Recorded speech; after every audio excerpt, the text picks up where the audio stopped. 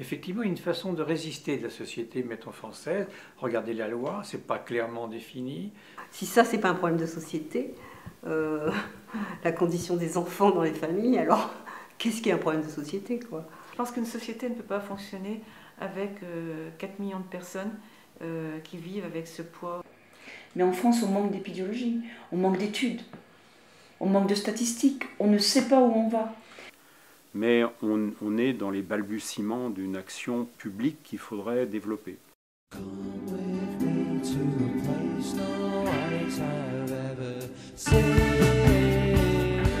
La violence, c'est toujours une histoire individuelle. Même quand elle s'inscrit dans un collectif, c'est toujours une histoire individuelle. Qui vont dire, bah voilà, les femmes se font violer, c'est aux hommes d'apprendre à respecter les femmes, etc. Mais on n'entend pas, là, les enfants qui sont violés, c'est aux adultes à respecter les enfants. Ça, on ne l'entend pas. C'est comme pour la corruption à l'étranger, hein. La France est le pays, un des pays, ou le pays le plus mal classé, parce que 0 procès en 15 ans, je crois. C'est 1 enfant sur 5 victime de violences sexuelles. 1 enfant sur 5. Ça, ce sont des chiffres aux États-Unis. C'est l'étude de l'ACE Study. Hein. Et il y a d'ailleurs 25% à peu près, c'est 24 et quelques de femmes et 16% d'hommes. D'autant plus que toutes les études internationales disent la même chose. Il y a 9 sur 10 des agressions sexuelles en famille qui n'arrivent jamais à sortir du cercle familial. Pas de plainte. Les victimes n'osent pas porter plainte. Donc les 3% là, mais vous pouvez les mettre dans un papier cul aux chiottes. Vous voyez, il y a une séquence de E.T. Où les enfants ont ramené E.T. dans la cuisine familiale et la mère arrive avec les courses. Et E.T. est là, elle voit rien, elle voit rien. Elle est là, elle range les paquets, elle voit rien. Voilà, c'est exactement ça, la situation. Quand on a été élevé par ses parents, on ne peut pas tomber amoureux de ses parents. Même chose par rapport à un frère et une sœur avec qui on a toujours vécu. Là, ça veut dire que d'autres choses se jouent, comme des phénomènes d'emprise, des phénomènes de pouvoir. J'ai beaucoup plus d'agressions commises par des mineurs dans nos échantillons. Donc, ça me laisse croire que le phénomène est en hausse. Est-ce qu'il est en hausse parce que les enfants ont plus facilement accès à de la pornographie sur Internet, donc ils voient des choses qu'ils ne comprennent pas bien, ils essaient de les reproduire? Ça peut être une explication. Et puis à la dernière minute, oh comme c'est bizarre, tout l'événement est supprimé. Parce qu'un psychiatre du Conseil général est venu dire que c'était trop dangereux. Alors, il y a 2 raisons pourquoi c'est trop dangereux. D'abord, c'est parce qu'il y a des gens qui vont venir révéler qu'ils ont été victimes d'inceste et on n'a pas les moyens de les soigner. Donc, il vaut mieux qu'ils se taisent. Et puis, l'autre raison, c'est qu'effectivement, on ne peut pas admettre qu'il y ait des victimes d'inceste comme ça chez nous. On va être montré du doigt. Toute notre réputation en tant que commune, en tant qu'école, en tant qu'hôpital, va être absolument flinguée. Je pense que les institutions sont en panne. Elles sont en panne de finances, mais elles sont en panne de savoir et de savoir-faire. Ils n'ont jamais été aussi mal défendus qu'actuellement, parce que les politiques au sens large n'y tiennent pas, très probablement. On est dans les réseaux, les mafias pédophiles, ça rapporte de l'argent aussi, les viols d'enfants. Et donc, tant que la France n'aura pas décidé de mettre un terme à ça, l'inceste continuera d'exister, j'allais même dire, même plus dans le secret, d'exister avec toute la complaisance des autorités. Une société qui s'adonnerait à l'inceste d'une manière généralisée, non pas ponctuelle, eh bien c'est une société qui se fige, qui s'arrête, il n'y a pas de suite des générations. Ça se brouille au niveau de la filiation, mariage, filiation, et alors que pour prendre femme, pour aller jouir sexuellement, il faut sortir de la famille pour qu'une société soit vivante, productrice, qu'il y ait une succession de générations. Racamier, qui est psychanalyste, parle de climat incestueux. Il n'y a pas de limite. C'est la mère qui ressemble à sa fille, qui ne laisse pas la place à sa fille. Pourtant, la génération fait que vous devez à un moment donné laisser la place à votre enfant. C'est le père qui veut être le copain, mais pas le père de son fils. Il n'y a pas de différence générationnelle. Et les parents doivent être garants de ça, puisque la différence générationnelle garantit la différence, et c'est la différence qui va garantir le respect, et entre autres le respect qui interdira le passage à l'acte incestueux. Les Canadiens ne disent plus cyberpédopornographie. Ils disent, attendez, comment ils disent? Agression sexuelle de mineurs, filmée. C'est mieux, hein? C'est un génocide identitaire. Et génocide, j'appuie le mot, c'est-à-dire c'est du côté de la victime, quelque chose qui va vous détruire psychiquement de façon considérable. Et c'est probablement la violence intentionnelle la plus destructrice par rapport à d'autres violences, des coups, du harcèlement, etc. Déjà pour un adulte, ça peut l'être. Et ça l'est pour certains adultes, alors il faut imaginer ce que c'est pour le monde d'un enfant. Parce que l'enfant, il n'a pas encore créé son monde. Et puis... Il y a une comédie qui est jouée, qui est réclamée même par les parents aux enfants. Moi, j'ai appris très très tôt à mentir, car c'était obligatoire. Mentir, ah oui, vis-à-vis de l'extérieur. Se construire dans un faux self, comme appellent les psychanalystes. Hein. C'était que ça, les voisins étaient au courant... Mais alors la police venait de temps en temps, mais ça restait en l'état, quoi. Mon père, il allait un peu se dégriser en prison, et puis après il revenait, quoi. Là, il s'agit d'un enfant qui est seul face à sa famille, quoi. C'est quand même pas rien. Après, la haine et l'amour se mélangent, et c'est ça qui est terrible à vivre, quoi. Je préfère dire que je travaille avec des personnes qui ont été condamnées pour avoir commis des crimes sexuels intrafamiliaux, ce qui est beaucoup plus long, difficile à mettre dans une phrase, mais et c'est toujours des situations uniques, des situations différentes. L'enfant n'est jamais consentant, jamais, même s'il dit oui, il ne peut pas être consentant. L'enfant de 4-5 ans peut être victime d'un viol, mais le dire et recevoir la protection tout de suite de la part d'une mère, d'un père, de figures d'attachement significatives, et que l'impact du psychotrauma sera moindre qu'un enfant de 7-8 ans qui a été placé dans plusieurs endroits, brinque-ballé dans différents centres, et qui va être victime d'attouchement par un éducateur, et où là, l'impact du psychotrauma sera bien plus grand, parce que l'enfant a déjà une estime de lui très mauvaise, il se sent déjà comme un enfant poubelle, je remets de nouveau des guillemets, et donc cette chose de plus qui lui arrive vient confirmer l'idée qu'il ne vaut pas grand-chose. Donc sortir de ces formes erronées pour regarder, pour ouvrir sur, mais dans le quotidien concrètement, quelle forme ça prend dans ces formes les plus douces et les plus subtiles, les plus insidieuses, et souvent les plus morbides et mortelles, puisque comme on ne peut pas le repérer, ça ronge de l'intérieur. Enfin, moi j'ai perdu plusieurs amis que j'avais rencontrés par l'association qui se sont suicidés. Moi je les comprends très très bien, parce que c'est la fin du cauchemar. Il y a très peu d'études épidémiologiques qui sont faites sur les auteurs, déjà dans le monde, et en France, il n'y en a quasiment pas, donc c'est effectivement compliqué. Donc chacun parle un petit peu de son expérience. Des fois, il y a eu des incestes tout à fait objectivés, qui n'ont pas donné de conséquences importantes du point de vue psychique, du point de vue relationnel. Et d'autres fois, il y a des incestes, des climats incestueux dans une famille, il y a eu des frôlements des corps, il n'y a pas eu vraiment pénétration, donc on peut me dire c'est pas... Hein, mais ça a eu des catastrophes, des suites catastrophiques pour le sujet. C'est à ça que le psychanalyste a affaire. Il a affaire à des gens qui viennent se plaindre, qui sont malheureux, qui sont souffrants, qui répètent les mêmes erreurs avec les personnages qu'ils rencontrent, avec les amours qu'ils rencontrent, qu'ils répètent. La victime a besoin d'une chose pour se guérir, c'est de comprendre. Comprendre pourquoi elle a subi ça, comprendre pourquoi l'adulte n'a pas su arrêter son geste, comprendre pourquoi la mère, ou quand c'est le cas du père auteur, pourquoi la mère ne l'a pas défendu, comprendre pourquoi les sœurs qui ont subi la même chose ne l'ont pas protégé, comprendre pourquoi le frère a lui aussi posé le même acte que le père. Comprendre, c'est vraiment très important. C'est parce qu'à l'extérieur, il n'existait pas. C'était une pauvre personne lambda, donc il exerçait son pouvoir chez lui parce que c'était son seul moyen d'exister en fait. Ce qui est terrible parce que c'est vraiment le lieu de l'ignorance. Et il n'y a pas pire que l'ignorance. Les chiens ne font pas des chats et ils ne rencontrent pas les gens qu'ils rencontraient, c'était des abuseurs aussi, c'était des incesteurs, quoi. Donc il y a des personnes qui ont mis en place des mécanismes de protection qui sont de type anesthésie, hein, et parfois même anesthésie physique carrément. Sont des personnes, même vous allez pouvoir les brûler, elles vont rien sentir. Et donc les soignants qui disent les violences sexuelles, ça ne fait rien, eh bien n'ont pas la conscience ou n'ont pas été cherchés sur le plan thérapeutique, ce qui fait que la personne ne sentait rien. Par exemple, à l'âge de 7 ans, pendant 1 an, j'ai été malade, je vomissais tout le temps. Tous les matins, tous les jours, je vomissais, je maigrissais, je ne mangeais plus.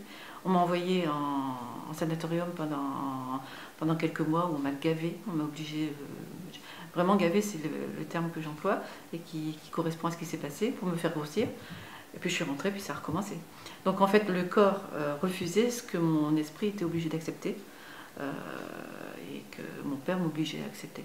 Quand on est enfant en particulier, on est plus exposé aux mécanismes d'amnésie post-traumatique qui font qu'on ne se souvient pas forcément de ce que l'on a vécu. En revanche, le corps a toujours la mémoire, donc on peut arriver justement par des thérapies corporelles en particulier à faire remonter ces mémoires. J'ai pas le droit, mais je le fais quand même. Et je m'octroie ce droit. Par rapport à quoi? Ça, il faudrait le savoir par rapport aux abuseurs et aux incesteurs. C'est vrai que la partie des agresseurs sexuels psychopathes, c'est extrêmement rare. Souvent, ils tuent dans des conditions absolument épouvantables les victimes, c'est assez rare. Vous avez quand même une part importante de pédophiles qui sont pervers, parce que la pédophilie montre déjà un trait de perversité, il n'y a pas de pédophile non pervers, mais d'orientation paranoïaque, non paranoïaque, ça c'est aussi pas les mêmes profils, et les immatures qui sont une autre catégorie, mais en effet limitée. Alors immatures affectivement, qui certaines fois vont plutôt agresser des jeunes enfants, parce qu'eux-mêmes ils sont pas dans cette maturité intellectuelle-là, affective-là, ou immatures dans leur rapport à la sexualité. En particulier, c'est une nouvelle catégorie que l'on découvre, mais qui apparaît avec des jeunes adultes qui n'ont eu comme repère sexuel ou comme repère la sexualité que ce qu'ils ont vu sur Internet, sur les écrans, et qui sont dans l'incapacité d'établir une relation humaine avec d'autres personnes. Quand ces filles auront leur première relation sexuelle. Et le directeur de collection m'avait dit, mais elles ont déjà eu leur première relation sexuelle. Je lui ai dit non. Un inceste, même s'il y a eu pénétration, c'est pas une relation sexuelle dans le sens où on l'entend, parce que c'est juste un viol est un acte sexuel, mais c'est pas relation dans le sens où il y a deux partenaires en relation. L'empathie, ça a l'air d'être pas grand-chose, mais c'est indispensable, parce que c'est ça qui fait que je suis humain. Je veux pas faire du mal à l'autre, parce que je veux pas qu'on m'en fasse. Moi, ce que je constate au niveau des expertises, et j'expertise moi surtout essentiellement des jeunes mineurs, auteurs de crimes, entre autres de viols, c'est que sur les dernières années, on a une évolution quand même majeure de jeunes, chez les adultes aussi, mais la génération actuelle, qui n'ont pas cette relation à l'autre, qui n'ont pas ce lien empathique à l'autre qu'avait la génération d'avant. Avant d'être un père incestueux, mon père a été d'abord un père violent. Et je dirais même qu'avant même d'être un père violent, il n'est pas été père du tout. C'est un homme qui n'a pas eu accès à sa position de père et qui l'a très bien dit d'ailleurs à un moment donné, j'aurais jamais dû être père. Chef de famille trop tôt, alors qu'il aurait dû être fils, il a été projeté à la position de père, donc changement de génération. Donc confusion des générations, c'est le terreau idéal pour l'inceste. C'est souvent quelque chose qui glisse vers la sexualité, mais qui au départ n'est pas sexuel, qui est effectivement soit une recherche d'affection, soit une recherche de pouvoir. Dès que quelqu'un a du pouvoir, il le manifeste, hein, il ne se gêne pas puisqu'il a du pouvoir. Ce sont des paresseux qui ne vont pas voir ailleurs pour désirer ailleurs et qui désirent dans la famille par facilité, des fois par névrose, hein, impossibilité de s'adresser à l'extérieur. Donc c'est plus une emprise qu'un abus de pouvoir. Parce que si vous voyez la nuance, l'emprise c'est un mécanisme qui empêche de penser. Il y a vraiment des pulsions inconscientes d'infanticide. Mais ça veut dire que c'est sûrement pas des monstres. alors que c'est une appellation qu'on retrouve très souvent pour caractériser ces gens-là. Et j'avais l'autre jour au téléphone un homme qui me téléphonait en me disant « Je suis catastrophé parce que j'ai ma petite gamine, enfin la gamine de ma compagne qui a 8 ans, qui m'a demandé de la caresser, de la lécher partout sur tout le corps. Je ne sais pas pourquoi je l'ai fait, mais je me sentais très mal après ça. Et je suis allé en parler à la mère de la gamine. C'est pas un monstre, hein. C'est un grand immature qui aurait sûrement pas dû répondre à la demande de la gamine. Moi j'entends des hommes condamnés pour des faits de nature incestueuse qui disaient « mais j'aimais tellement mon enfant ». Évidemment l'enfant n'a pas la même version, hein, mais c'est un amour ouais, débordant, mais qui déborde sur l'altérité, quoi. C'est-à-dire que l'autre, en tant qu'enfant, en tant que... il a plus son mot à dire, il a plus qu'à subir l'amour qui lui tombe dessus. Mais par contre, la personne pourra dire que c'était de l'amour, mais là, pour le coup, on est dans la manipulation des faits, de ce qui s'est passé, et la personne, pour se distancier de ce qui arrive et pour ne pas s'en vouloir, va partir sur des histoires d'amour et autres, mais c'est pas du tout, enfin, c'est de la destruction. Il y a l'inceste réel, pénétration du corps, réel, mais aussi des ambiances incestueuses, il y a aussi de manière métaphorique, il y a des incestes aussi. Quand un homme d'une soixantaine d'années reprend comme épouse une fille qui a 25 ans, c'est un inceste symbolique. Il est tout à fait autorisé par la loi, mais quand il y a des générations très différentes, il recrée là un inceste. Il n'y a plus la transmission des grands-parents, ça on voit bien. Il y a des parents actuellement qui font un enfant comme un peu, on aurait un gadget, un peu comme un objet. Ils oublient que ça va grandir, un bébé, il va faire du 43 dans 15-16 ans, et c'est à vie que vous êtes parents. Donc des fois ils refont un autre bébé, mais les enfants grandissent. Ils ne comprennent pas qu'il faut rester disponible pour l'enfant. Vous êtes parents à vie. Votre enfant, quand il a 17, 18 ans, 35 ans, il aura peut-être encore besoin de vous. Et il y a quelque chose qui se construit à vie. Et ça, on a une génération de parents qui ne l'a pas compris. Alors, ça peut paraître stupéfiant, mais qui ont un rapport aux enfants comme on a avec des objets d'obsolescence. Vous savez, le dernier gadget à la mode, et on change. Et il faut apprendre à construire avec lui et avoir un enfant, accepter que notre enfant ne soit pas notre clone. Et on a des parents qui sont actuellement incapables de supporter ça. Donc du coup, qui vont rejeter l'enfant dès qu'il est plus à leur image. Le problème dans la plupart des situations incestueuses, c'est que le parent ne repère pas que l'enfant a grandi et il continue à considérer l'enfant comme à lui, comme dépendant de lui, comme sa chose. Voilà. Et c'est signe quand même de carence affective importante de la part du parent. Je ne les catégorise jamais. Les violences qu'ils ont vécues va faire qu'ils vont exprimer leur violence eux-mêmes d'une certaine manière. Donc c'est pas l'écran qui pose problème, c'est l'enfant seul face à l'écran. Temps moyen derrière les écrans, actuellement en 6e, par jour scolaire, 6 heures. Temps passé à parler à des parents, 9 minutes. Vous imaginez bien qu'en 9 minutes, l'enfant il ne peut pas acquérir cette notion empathique. Donc ça c'est un vrai problème, cette notion d'empathie c'est un vrai problème, de respect de l'autre, de non-accès à la frustration, à l'interdit. Si au quotidien il n'y a pas d'interdit, comment voulez-vous que l'interdit fondamental s'inscrive? Donc ça participe probablement à expliquer qu'il y ait plus d'inceste fraternel en particulier, et qu'il y ait plus aussi d'agression sexuelle entre mineurs, et d'agression sexuelle en groupe. Je ne crois pas que les écrans, pas les écrans... enfin, je sais pas, dans le temps passé, on va dire comme ça, moi je le situe pas dans le temps, mais il y avait une chambre d'enfant, par exemple. C'est-à-dire que maintenant, c'est un peu la norme que chaque enfant ait sa chambre. Hein, voilà. Dans le passé, il y avait les chambres d'enfants, garçons, filles, n'étaient pas forcément séparés.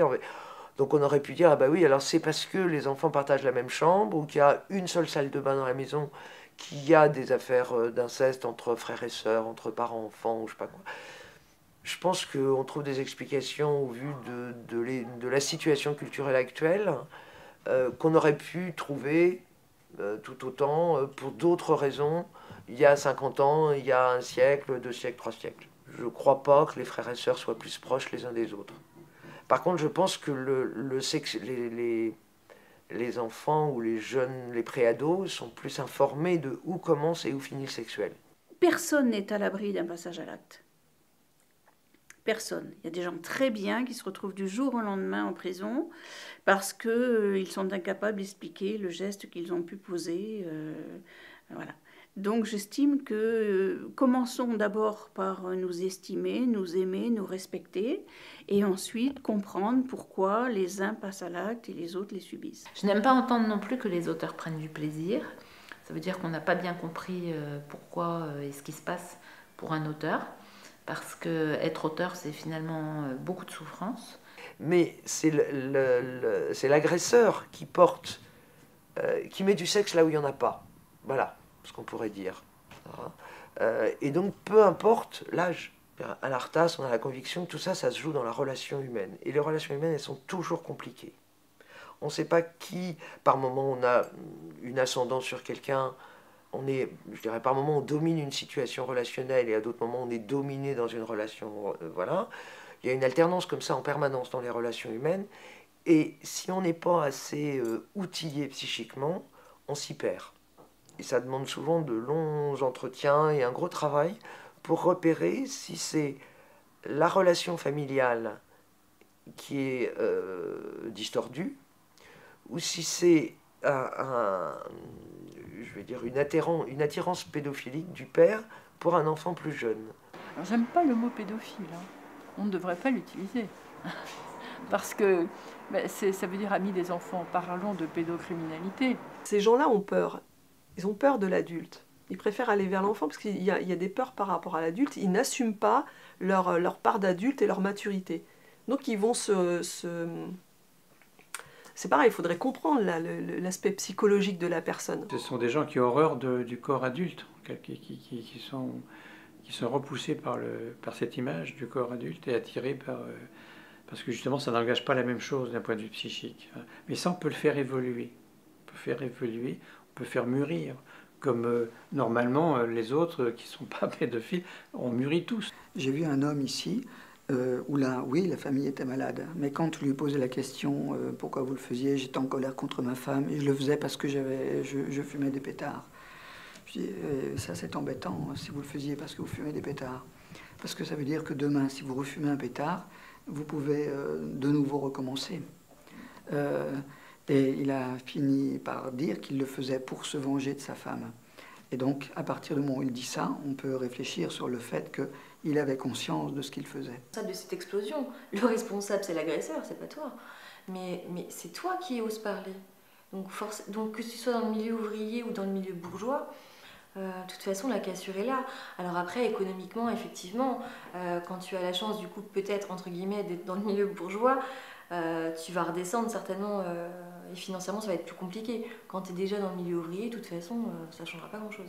Quand tu réalises vraiment ce qui t'est arrivé, tu as besoin d'en parler. C'est plus possible de faire autrement. Et je pense que les victimes ne se posent pas du tout ces questions-là. Ils ont des donateurs, par exemple des grosses entreprises qui les aident financièrement à ce que l'association tienne le coup, tienne debout. Et ces donateurs-là ne veulent pas être associés, ils ne veulent pas figurer dans les remerciements parce qu'ils ne veulent pas être associés au mot inceste. Il faut oser dire que l'inceste, c'est pas la panacée ou le traumatisme suprême, comme j'ai pu l'entendre dire de la part de professionnels. Mais vous vous rendez compte que si jamais je m'étais estimée comme la plus grande traumatisée au monde qui soit, mais comment j'aurais pu survivre ? Non, il faut changer la vision et il faut changer sans exonérer personne, sans rajouter de double peine à personne.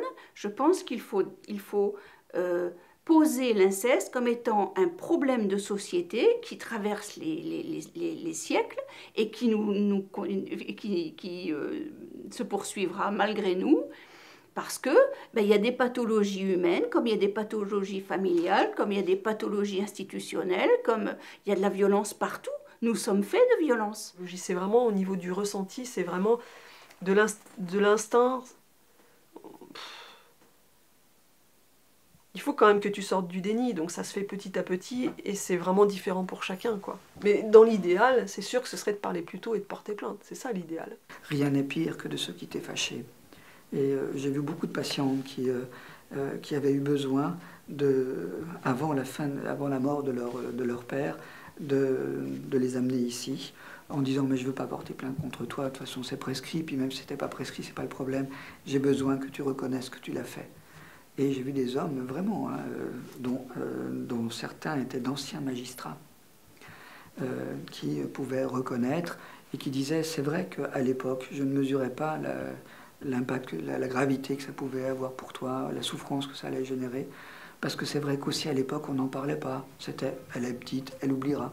Il y a les mouvements féministes qui vont respecter, qui vont rugir, qui vont dire il faut leur couper les choses, il faut les mettre en prison à vie. Il faut, vous voyez, ça, déchaînement de la colère, je ne sais pas ce qu'on gagne. Il faut dépasser ce stade de la colère. C'est le rôle du droit d'ailleurs, hein, du pouvoir judiciaire, c'est d'arriver à faire des procès, mais dépasser ce moment de la colère. Dès que l'abus s'arrête, l'enfant arrête ses comportements. C'est simple, plus simple que simple. On va dire aux gens de porter plainte. C'est la seule chose qu'on va leur offrir, des associations de soutien sur l'aspect juridique. Mais l'aspect blessure psychique, les conséquences traumatiques, c'est pas pris en compte. On n'a pas de thérapeute suffisamment formé en France. On n'a pas de thérapeute d'accès gratuit en France pour les victimes d'inceste, entre autres, et autres victimes, alors que c'est une blessure à vie. Les progrès de la science, les progrès technologiques ont fait reculer les limites de la mort, de la souffrance et de la maladie. Et aujourd'hui, il y a une espèce de d'exigence de ne plus être malade, de ne plus souffrir, donc on refuse de se séparer. Or l'inceste, c'est bien ça, c'est refuser de se séparer, c'est penser que l'autre, l'enfant, nous appartient. La mort a comme été éjectée de notre vie quotidienne et qu'il y a certainement un juste milieu à réintégrer. On ne sait plus gérer nos frustrations aujourd'hui. La souffrance est devenue intolérable et pourtant, mon Dieu, que nous souffrons. Oui, le fait d'avoir traversé l'inceste est une compétence particulière et supplémentaire quand on se destine au métier de psychologue ou de psychanalyste ou de psychothérapeute. Et il faut veiller, comme je vous l'ai toujours dit, à ne pas vouloir à tout prix que les gens qui sont devant moi sont sûrement comme j'ai été moi. Et on ne peut pas exclure le fait qu'il y ait des criminels et des non-criminels. C'est la diversité sociale. Oui. Il faut sortir des discours un peu convenus de la victime qui pleure à vie et de l'auteur qui agit à vie aussi. Voilà. Qui passe à l'acte à vie. Si vous voulez faire une manifestation contre l'inceste, bon courage. Moi, je vous dis, ça ne va pas marcher. On dit, ouais, il faut y aller, etc. Puis, au bout de 8 jours, elles réécrivent en disant, mais est-ce que ça pourrait être anonyme? Est-ce que je pourrais avoir un masque blanc? Et ça, c'est toujours fini par 3 pouilleux et 4 tondus. Mais moi, je prends ça comme des symptômes d'une société qui est malade. Or, si on veut guérir, si on veut sortir de ça, il faut qu'il y ait un débat, il faut dire les choses, il faut dénoncer ce qui doit être dénoncé et débattre. Il n'y a pas de débat. Il faut au moins qu'on puisse en débattre avec sérénité, ce qui n'est pas possible en France. On n'arrive pas à débattre. C'est ça le problème. Donc je pense que nous venons d'une société où le père avait le droit de vie ou de mort sur ses enfants. Oui, le père, oui, parce que les sociétés patriarcales, oui, mais parce que le monde entier vit dans des sociétés patriarcales. On a besoin des hommes et des femmes pour avoir une société équilibrée, donc il est important d'arrêter de les opposer, les hommes et les femmes, de comprendre où sont les blessures des uns et des autres, et d'encourager tout le monde à prendre le temps de regarder ses blessures, à les réparer, et dans ce cas-là, on est dans le meilleur après de l'humain, donc on se trouve dans des sociétés qui sont plus créatives et plus heureuses. J'entends bien que ce soit compliqué pour un adolescent de 15 ans de dire « ma mère m'a violée », d'aller au commissariat. Est-ce que tout le monde est formé à entendre ça? C'est pas certain. On va lui dire « ah oui, non mais tu pouvais, ah bah, forcément, t'étais d'accord, sinon ton corps n'aurait pas réagi ». On va lui dire des horreurs comme ça et il va repartir pas bien. Voilà, commençons déjà par ce qui existe, si je peux me permettre de dire ça. Hein. Faisons un vrai état des lieux et arrêtons de nous raconter que c'est une histoire de mec. Voilà. En famille, qui est-ce qui s'occupe principalement, encore maintenant, des enfants tout petits? Ce sont les mères. Il y a des mères qui sont elles-mêmes des agresseurs. Environ 15 à 18% des agressions sont commises par des mères, mais que la très grande majorité des mères, si on les aide dans leur maternité, elles vont être protectrices. Et ça, je voudrais bien que les soignants l'entendent. Le monde de l'enfance, les institutions n'ont plus d'argent, il y a très peu d'acteurs sociaux qui sont vraiment efficaces, on ne révise pas tous ces postes-là, hein, on ne réfléchit pas, on est pris dans une trépidance de vie, dans une fulgurance de résultats à rendre, et en fin de compte, je ne sais pas si on n'est pas en train de fabriquer une famille de demain qui est encore plus problématique que celle d'aujourd'hui. On est tous un peu en combat les uns contre les autres, alors d'une manière policée, adéquate, avec des règles de jeu, des règles de fonctionnement, que certains ne respectent pas. Voilà. Même les grands joueurs, sur les grands terrains des grandes compétitions, ne respectent pas les règles. Pensez bien que dans la vie, alors qu'il y a le monde entier qui les regarde, dans le secret d'alcôve des familles, eh bien, il y a les mêmes abus, il y a les mêmes non-respects des règles, et ça, c'est lié à la nature humaine. Hein. Je crois qu'on n'est pas prêt d'arrêter d'être en compétition les uns avec les autres. On n'est pas prêt d'arrêter de, chacun à sa manière, hein, mais de vouloir convaincre les autres que nos idées sont les meilleures, de vouloir peut-être imposer des choix. Bon. Voilà. Donc le pays des fées est peut-être merveilleux, mais je crois que les fées ne sont pas très humaines, donc on n'est pas prêt d'y arriver. Le petit poussait dans une forêt qui, on se doutait, pas féerique. Il se débattait, mais on l'obligeait à ravaler sa panique. La méchante sorcière, c'était son grand-père qui aimait beaucoup jouer. Moi je suis la bergère, toi le ramoneur, viens ici mon petit tailleur. Blanche-Neige alias Greta dormait souvent avec papa. La petite pantoufle de verre, il lui mettait dans le derrière. Peau d'âne marchait à reculons quand il s'agissait d'embrasser tonton. Peau d'âne marchait à reculons quand il s'agissait d'embrasser tonton. Qu'on y croit pas, les contes de fées c'est pas du nougat. Je vais vous la bailler belle, la réalité est bien plus cruelle. Barbe Bleue est un gros pervers, le chat botté